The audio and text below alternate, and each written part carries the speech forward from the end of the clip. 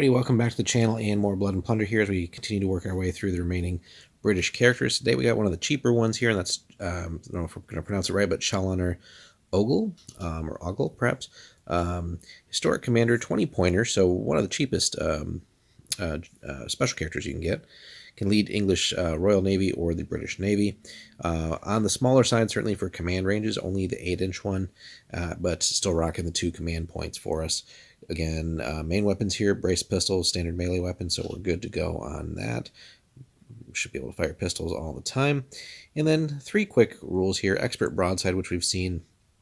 However, I think Sailing Master and Strict we have not quite seen yet under the special characters. So let's definitely dive in on that and see what we get for our points investment.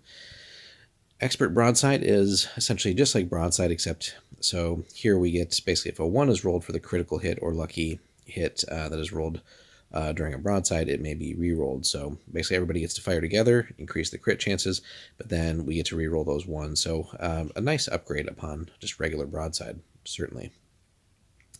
Sailing Master, once per turn, a unit that includes this model may take a free action, and anytime we get free stuff, we always like that, especially in this game where actions are always at a premium, but may take a free action to attempt an advanced maneuver that will temporarily increase or decrease the ship's speed. If successful, the ship may increase or decrease its speed by 1 inch the next time it moves only.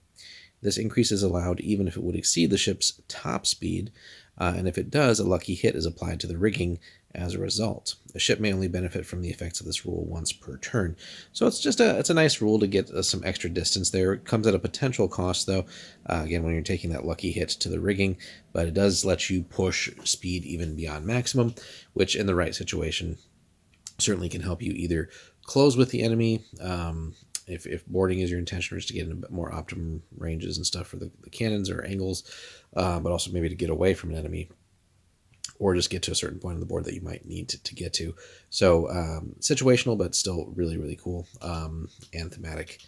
And then finally, Strict. So during his activation, any friendly unit rolling a test may gain 1 point of fatigue to apply a -1 bonus to the test. This may not be done if the unit's shaken or would become shaken. So we do have some limitations on when we can employ that, but essentially if the unit's essentially clean, and we just want to take a point of fatigue with maybe a situation where there's minimal risk of us getting additional fatigue from enemy return fire or anything like that, but hey, we get a bonus to that test. That's always pretty cool. So very neat for a lot of situations that I'm sure you can think of, where having that extra bonus at the cost of that 1 fatigue really could make the difference. So think of units that are already very good at shooting, and maybe getting that -1 bonus there will help offset like range or anything else. That just makes it really, really good. So definitely a fun ability here with Strict, at again the point cost, or not the point cost, but